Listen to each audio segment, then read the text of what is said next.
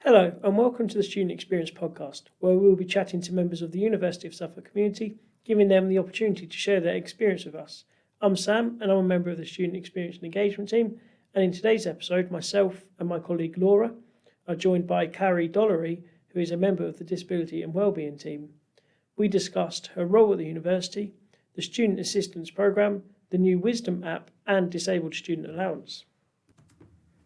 So, Cari, thanks for joining us today. Would you like to introduce yourself and your role at the university? Yeah, sure. Hi, I'm Cari. I am one of the Disability and Mental Health Advisors in the Disability and Wellbeing team. We sit under Student Life, the banner of Student Life, if you ever need to find us. I support students who might be struggling with their mental health or with disabilities, really anything that gets in the way in between you and your studies to help you get the best out of your university experience.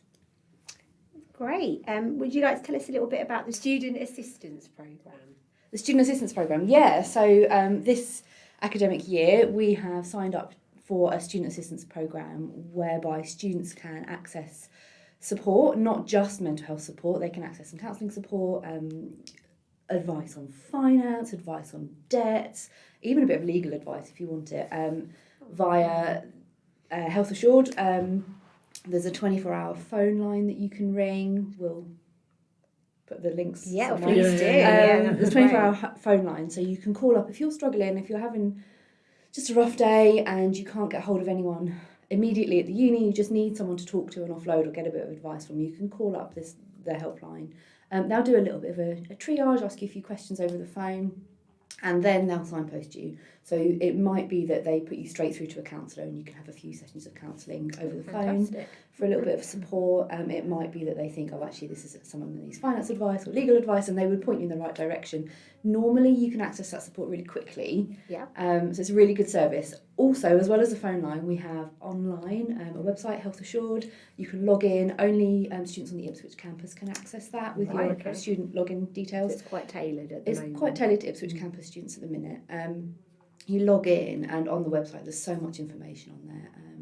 For example, if you've been through a bereavement recently, there's loads of information on there about bereavement, what to expect, how to approach that, what the stages of grief are, any support agencies around. So it's got loads of links, loads of really helpful information on there. So you don't always want to talk to someone when you've been through something like that. And if you just want to just have a browse and a read, you can do that as well, not just bereavement. Again, any of those areas of life you might be struggling with. And finally, Health Assured have released an app, a Wisdom app, which is a health and wellbeing app, basically. And I downloaded it last week to have a look myself. Again, it's for students on the Ipswich campus, so with your uni login, you'll be able to get in there. And we've got a code so that you can log in.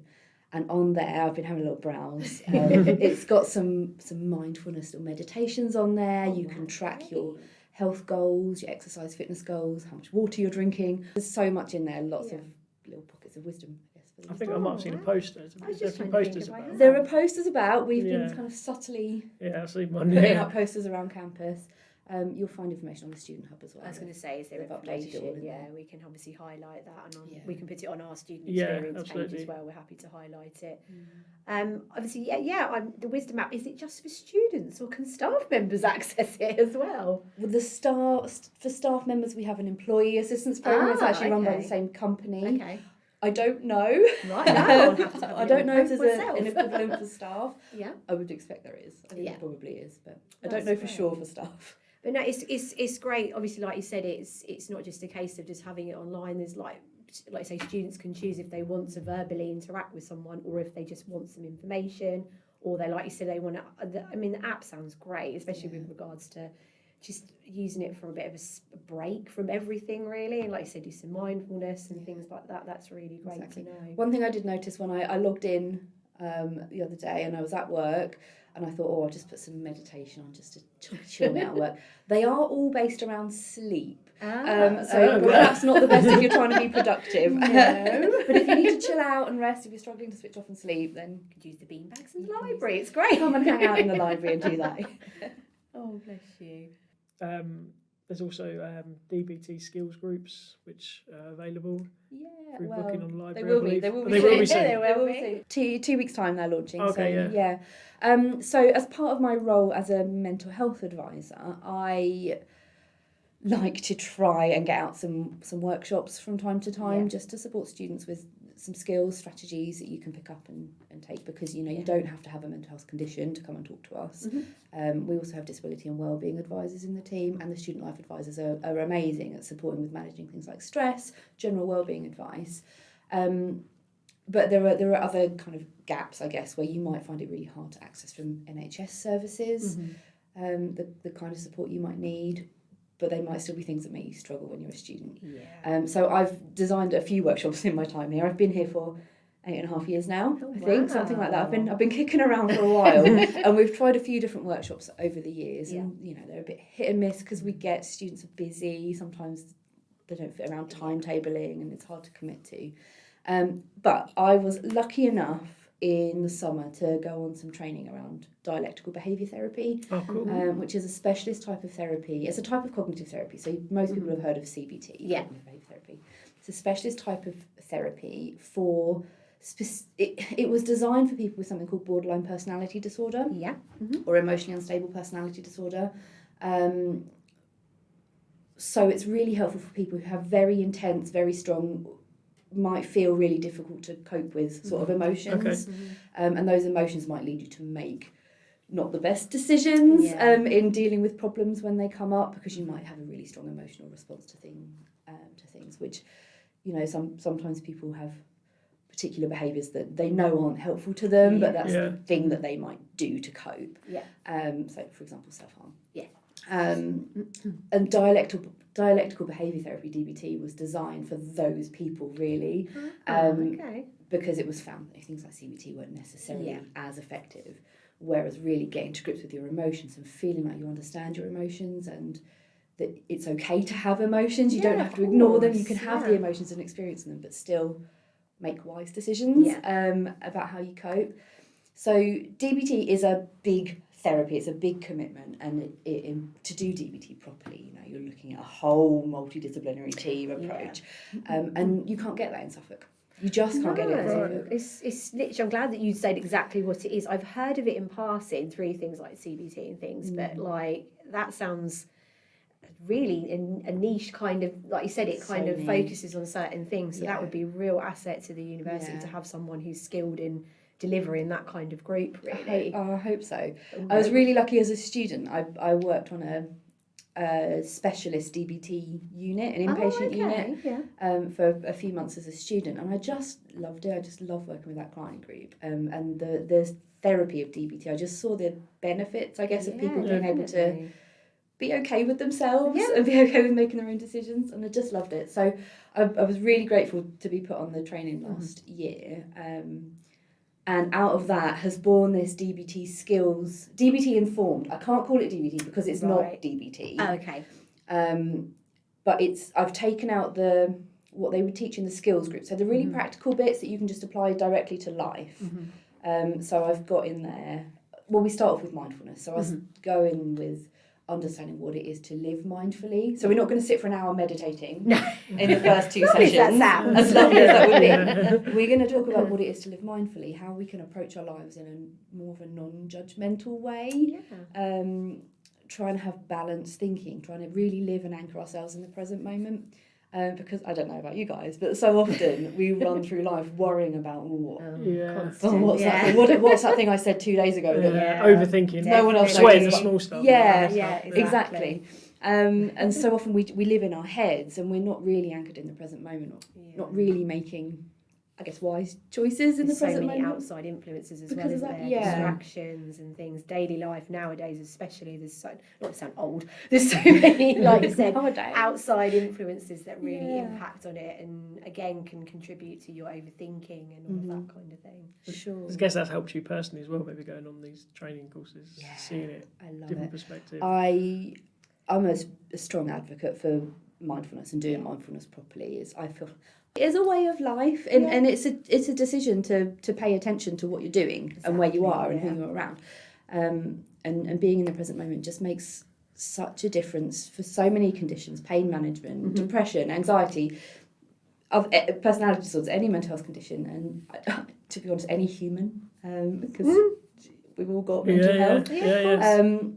And I've done a lot.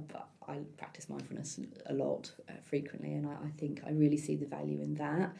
And mindfulness is an integral part of DBT. So we'll do a mindfulness meditation at the beginning of every session, even if it's not a mindfulness session. Within the skills group, we also have some skills around stress tolerance. So we learn about what it is to tolerate moments of really intense distress, and I'll give you some really practical strategies to do that, to problem solve around those situations. But being able to be mindful and be in the present moment is a part of that. So I would encourage anyone, come along to the mindfulness sessions first, because they're really important. So it makes sense. And then you can pick and choose the rest if you want to. That's good to know. But like you said, it's everybody practices it in different ways, I suppose, don't they? But it's kind of, especially for students, it's like you said, it's sometimes hard to be in the moment, especially when you're getting things like feedback that might not be very positive, and you're a bit like, oh, catastrophe, it's a nightmare, what can I do with this? But like you said, if you can practice a little bit of, hold on, let me take this step by step, it's not the end of the world, how can I move forward? So it could be linked to something like that, or like you said, outside things going on, like family and friends and general situations. So it sounds like a really great thing to sort of give to a student as an additional tool, really. I'd love to come as a staff member, as it sounds really interesting. Do you know what? I've had so many staff members saying, are you running it for staff? Can you do it as a CPD session? So I've said maybe I'll do a CPD session for staff, that would and be some great.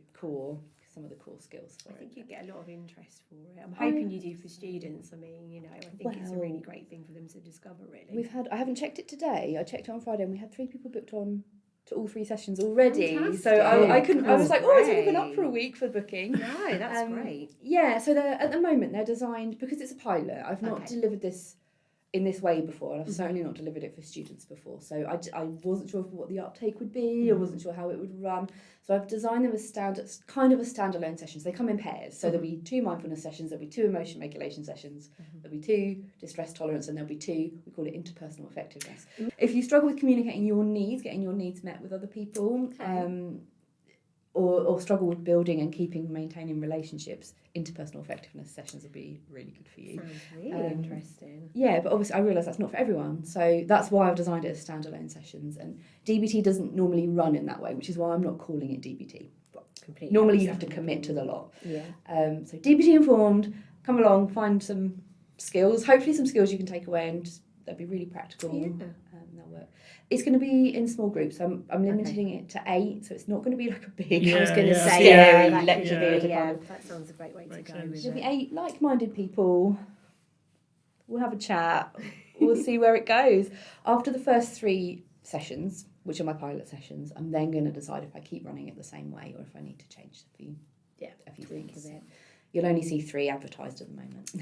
I think that's a good way to go. Is like you said, it's while you're delivering it a specific way, you kind of obviously have to meet the feedback of the students as well. And like you said, I suspect any students going into it might be like they don't quite know what to expect, and it can be, like I said, a group of 8 sounds perfect because it's not quite so overwhelming, is it, than to go into a huge group situation and talking about some potentially things that might be distressing to them as well.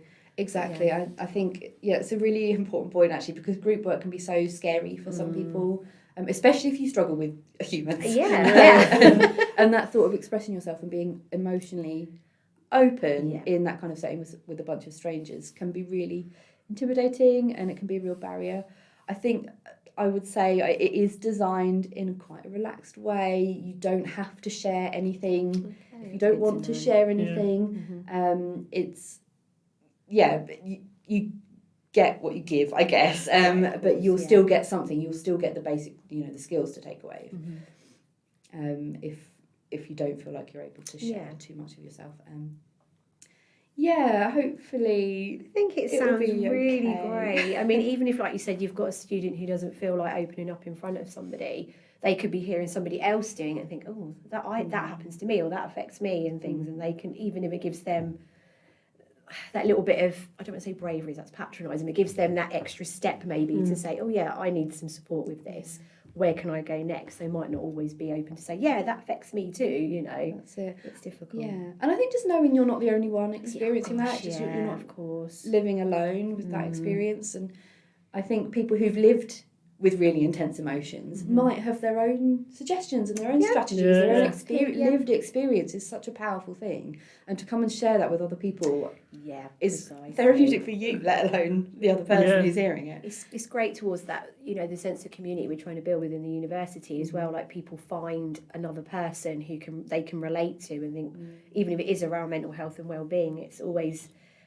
I mean, from personal experience, a big part of mental health can be you feel really alone with something, like, oh, nobody else feels like this, nobody else thinks like this. So to have someone else say, actually, yeah, I feel like that sometimes too, you know, so what you're doing is invaluable, like you say, giving them the skills to move forward with something, or even, you know, to deal with it in a slightly more healthier way, like you said. So that's it. And if all you get out of it is not feeling less alone, I'm happy with that exactly. Because you're not alone, honestly. You're not.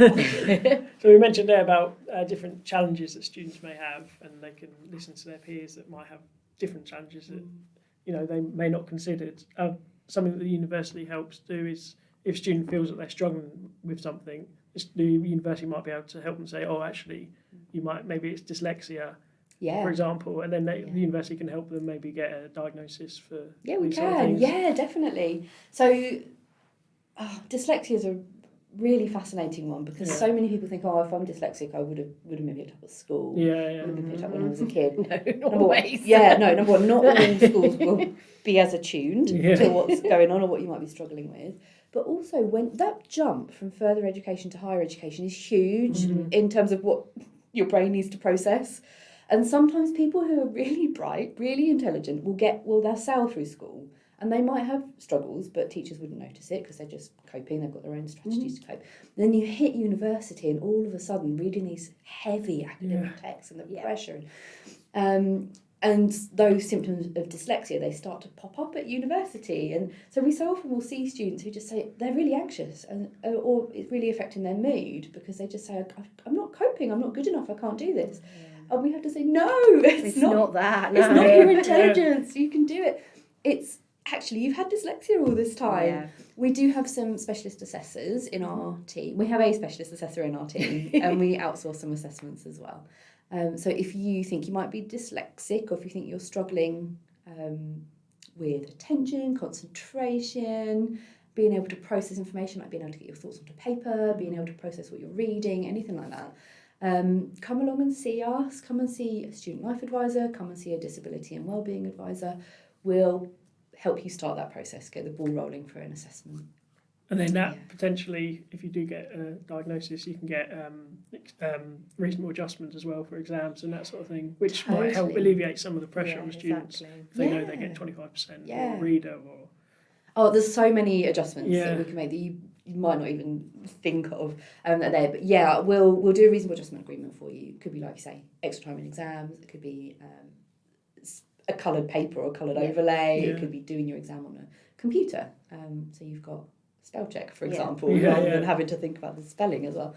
You can also apply for something called disabled students allowance if you get a diagnosis of not just dyslexia, any disability or mental health condition. And disabled students allowance funds specialist support that you might need, basically to bring you on a level playing field with your peers who don't have disability. Really important. And it's so they have there's three components for disabled students allowance. You've got your equipment, so things like equipment specialist software. So some students will get a laptop, some students will get stuff like mind mapping software or voice recorders. I used to use Dragon naturally. Dragon, yes. That's very good. Dragon's fantastic. So those are software that you might not realise would help with it. It just takes some of the pressure off. DSA also pays for human support, so maybe a specialist tutor or a specialist mentor if you have a mental health condition or autism. Just to help with processing stuff, I guess. Just a space to as well, almost. It's like your safe space to go and talk things through. Your mentor might help with you kind of planning and scheduling and just taking some of the thinking out of it for you. Well, that's great to know. I mean, sort of heard of, sort of say the disability support, but wasn't sure what comes under that exactly. Like you hear like the basic things, like you said, being able. I remember I had a certain degree of reasonable adjustments in place. I've got undiagnosed dyscalculia, and I got things like I could have the books out from the library for longer, and if I wanted, if we didn't do exams at the time, but we could have additional exam times and things like that. But yeah, it's great to know there's things like software in place. Like the mental thing, I had no idea about. So that's really amazing to hear that sort of thing is already can be put in place for students as well. So that's really and it makes it feels like a small thing, but it's such a huge difference for students to know they've got that anchor point. That's in place. Potentially something really small is different between them staying and finishing their degree and not. I think it is. But if you can get that support in, then they'll stay. And you can get an hour a week of mentoring paid for by DSA and study skills as well. You can get up to an hour, or you can get more than an hour a week if you need it, but it's normally about an hour a week during term time. So it's just someone consistent, regular to say, come on, let's do some work, let's get this done. Having, like I said, someone consistent who can say, right, we can get through this, let's try and minimise some of these barriers that have probably potentially put in place before. Like I said, this education is so different from when you're at high school. The onus is on you when you get to higher education rather than further education and GCSE level. It's like, all of a sudden you're out on your own, really. But you're not on your own. There is so much support. Just come and ask, come and see us, we'll get you set up. So obviously you've covered it's really great to find so much information about the disability and wellbeing team. You guys clearly do so much, to support students. So what first attracted you to the role that you're now in? You said that you've been with the university for 8 years. I love this job. So I am an occupational therapist by profession. Let's call it profession. So I worked for a long time in the NHS before coming here. I say a long time. 8 years. 8 years in the NHS, 8 years here. Look at that. Wow, that's cool. I know. I worked in the NHS for a long time in child and adolescent mental health, and I worked on the inpatient wards in Woodlands in Ipswich for a long time as an OT. And an occupational therapist, we're very much about empowering people to be the best they can be, to be independent, to feel confident in who they are, and really equipping you with skills to live life. And if I'm honest, I found working in the NHS very restrictive. I really struggled with using my OTs, my skills, what I felt were my OT skills, there for many reasons. And I was just looking for something else. I was looking for a different environment, somewhere where I could really help people grow and develop and just empower them to be what they need to be. And I was away on holiday, and I got a message through from my mum saying, "Hey, have you seen this job come up?" Because I hadn't really been looking. And Mum was like, "This is you. This is you." Fantastic. So thanks to my mum, I was sitting. I was away on holiday. I was sitting there over a friend's laptop, applying for this job. This will be mine. And I just felt like that opportunity to look at the whole person. So because it's a disability and mental health role, you're not separating a person. You can have a physical disability or a specific learning difficulty and a mental health condition, and I can help you with both of those. I can bring them together, and I can get you, hopefully, find a way to get you through your degree. And I think people just you pick a degree, you embark on something like this for a reason, and I love hearing students' stories of why they've chosen to do this and what they want to do afterwards. There's such an array of courses out there. So much, and I think you get halfway through a degree and you can't sometimes remember why. Why am I doing this? Why am I putting myself through this? Especially dissertation. Dissertation. What am I doing? To do with anything? So for me, I just love bringing people back to that and kind of seeing that little spark reignite, and then finding some ways to get through the hard bits, because there are.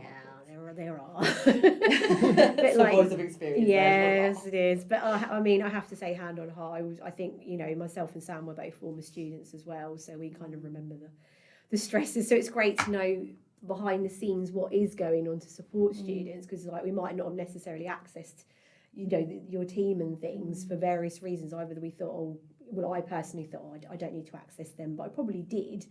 But there's still that stigma as well, isn't there, which we're desperately trying to get rid of. And now, I'm a staff member, I'm thinking, why didn't I access that as a student? Because I really struggle with anxiety and, especially being a mature student working full time, I was like, why am you know? And there was that's a so lot. many Yeah. times I almost quit. So if I'd known you guys were there, would have come and said, please tell me not to quit, kind of thing. What can I put in Exactly. place, kind of thing. So. Or sometimes just having someone to listen and say, you Yeah, know what, no. of course you're feeling this way. That's a lot of It's pressure. a natural feeling, isn't it? It's But- okay to feel that way, and sometimes that's all you need is just Yeah. that validation of what you're experiencing. And like you said, this role, like you've just described, gives you the chance that you can actually do that. It's like you said, sometimes you get so passionate in a role you're already in, but you're like, I've pushed this as much as I can. I can't do anything else in this role. So you obviously actively, like, well, your mum helped you out with like, this is the role. But it sounds like, you know, even after 8 years, you've still got that passion. I there haven't for got this bored role. yet. There's so much. Working for this university, I haven't worked for any other university. There's that constant hunger for change. Yeah. There's kind of new and that openness to ideas. So Yeah, definitely. I love DBT. I'm really passionate about DBT, and I had this little idea, and luckily I've just been supported to run with it and set it up. And I don't think many workplaces would do that. No, They seem very open to new ideas. They do. We've certainly found that. Definitely always want to strive forward to make a positive experience for not just the students, obviously the staff members as well. So like you said, it's great here that there is always scope for ideas, and they want you to have new ideas and to put them in place. And feedback is obviously a massive part of our role. So you know, to hear, like, we can easily signpost students to say, you guys in like the academic skills advisors, library or course teams, you know, there's always someone, even if the problem can't be solved there and then, it can still be signposted to someone, say, well, actually, have you tried this? That's it. You know, so it's a really great thing to know that there's always somebody here for a form of support, like say disability and wellbeing, and, you know, academic skills, all those kind of things as well. So you mentioned how much you love your job. What is your favourite part of your job? If you had to sort of narrow it down. My number one, I love a lot of bits of my job. I think number one up there is graduation, to be honest, going to graduation. Because the kind of work I'm doing with students, you know, some students I see for years throughout the whole of their course, and I see them, some of them every week. Some of them they just kind of pop in as and when they need it, but you see people in their lowest moments doing my job. And that can be hard, but you always know you're going to get them through it, and give them the skills to get through it. And then see them walk across graduation. Honestly, there have been years I've sat at the back of graduation just like You're making me feel emotional. But just seeing people just get there, really. That's fantastic. You get to know some students really well. And like I say, you get to see them in that final stage, just like, I did it, I actually finished it, kind of thing as well. Oh, that's amazing. So, I think we've covered about what attracts you to. What does a typical day look like for you in the university? There isn't a typical day. Same, you know? I would say there's probably not a typical day at the university. A lot of my day is taken up seeing students one-to-one, so booking up one-on-one appointments. And, you know, we've talked a lot about the group work and the workshops. They are not as frequent as I would like them to be, only because we see a lot of students as well, and there's value in the one-to-one appointments. So I mentioned the DSA specialist mentoring. I'm a DSA specialist mentor. Oh, wow, okay. So I have a caseload of students that I mentor, which takes up probably about a third of my week, if not half. So I see a lot of my mentoring students week on week, support them through, and then the rest of my week would be taken up with referrals. So the way students can refer in to see a mental health advisor, we now have a self-referral system. Right, okay. So you can log into our, via the Student Hub, you can find our mental health advisor self-referral form, fill out some details on there. Myself and my colleague Megan, the other mental health advisor, will have a look at that. We'll triage again. We'll see if you've come to the right place, or if actually there's somewhere else better suited for you. For example, if you're having finance problems, we'll send you to a finance advisor first, rather than necessarily seeing us straight away. But so we'll have a look at that. We'll decide where we can slot you in, and we'll do initial appointments. We'll do check-ins with your mental health, because some students will need to go and see a doctor. They'll need to go to the NHS, maybe need to refer into the mental health service within the NHS. Yeah. That's really hard to navigate. So hard, especially when you're really down or really anxious. It can be so hard to navigate. Yeah. So a big part of our role as mental health advisors is to help you navigate those NHS services, see what's out there, what's available to you, what specialist services are available. Yeah. So we do a bit of that. We do a bit of brief intervention work, so around strategies, again, managing anxiety, helping with those emotions. We'll then do the practical bit around uni, so if you need deferrals, extensions, reasonable adjustments, DSA. So it's quite varied. I was going to say it is. That's why you love it. Yeah. You don't get bored, that's for sure. You have time to. We haven't got time. But I love my team as well, so you kind of catch up with the team, having thrown around ideas, how we can make the service a bit better. But I would say, the bulk of my time would be seeing students face to face. And just quickly, whereabouts are you guys based in the uni? Because we have this sometimes. Where is such and such? Where are you? We are on the first floor of the Waterfront building. Perfect. So the Student Life and Registry office. Yes. On the first floor, big glass doors. Yeah. Outside stairwell 1. We're up there. We don't have a reception though. No. So I noticed that. Yeah. So you can't just drop in and see us though. As such. If you've got an appointment with us, right, pop yourself in those comfy seats. Okay. Otherwise, use Student Centre. Right. So if you need to know how to book an appointment with us, either via the Student Hub or via the Student Centre. Yeah. If you need to talk to someone urgently, Student Centre, and they'll know who to get hold of. Yeah. I think they're their drop-in point for everything. Where is such and such? They are, absolutely. They're amazing. So you mentioned that graduation is one of your favourite sort of parts of your job. But is there one specific moment from your time at university that you're most proud of? One moment. Collection of moments. Oh, it's a collection of moments. Is there one moment? It might be these DVT groups. I'm so excited for them. Not that I can think of. I think the big moments are really seeing the students who've struggled the most, and who you sometimes might question: are you going to get through this? Get through it. And I've got a couple in mind. Those are. I've used all of my skills to get them through. You must build and they've used all of their skills as well. Really I'm sure COVID was quite a challenge as well. The big C word. It was, and we've seen a shift, to be honest, in the amount of students who are really struggling with their mental health. Who've been through COVID, either they've done their A levels or the GCSEs through COVID. GCSE students have got here yet? A levels through COVID, maybe. Yeah. What year is it? Some of them wouldn't have done actual in-person exams. They wouldn't have done in-person exams so that must be a before, challenge. They would have done a lot of their further education remotely, and then all of a sudden we're saying, "Hey, come in to lectures again," and that's a bit of a shock. So we are seeing an increase in kind of different problems that might be faced because you've been through a couple of years of being quite remote and quite isolated. Exactly. That's not been great. Being back in the social space again, that can bring up like social anxiety. It can bring up all sorts of things, can't it? And even health anxiety as well, especially if you're like at high risk and anything like that as well. It can be quite it can be quite a challenge. So moving forward, what advice would you give to any new students or students considering joining the University of Suffolk? What advice considering joining? So either to current students or to new students considering joining. There'll be some listening. We're hoping there's some listening. Well, join us for starters. I think don't put too much pressure on yourself. There's pressure is going to come from everywhere. It might come from your family. It might come from lecturers, or just the fact that you've got deadlines. It might come from your friends because maybe things are a bit competitive. The worst kind of pressure is that internalised pressure that you put on yourself. You're always your worst enemy. Your own worst enemy, aren't you? None of us are perfect, but nobody's perfect. Nobody gets it right all the time.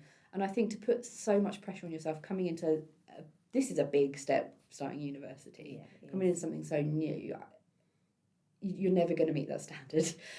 So I would say take the pressure off for starters. Be kind to yourself because it's hard. You're going to make mistakes, and that's how we learn, that's okay. Yeah, of It's course. part of the process, isn't Yeah, it? exactly. Yeah. It's part of being a human being. So Yeah, I think the other bit of advice that I always give students at induction is write down somewhere the reason you're doing this. yeah, oh, that's a really Write good it one. down. That's a Yeah, good. that's great.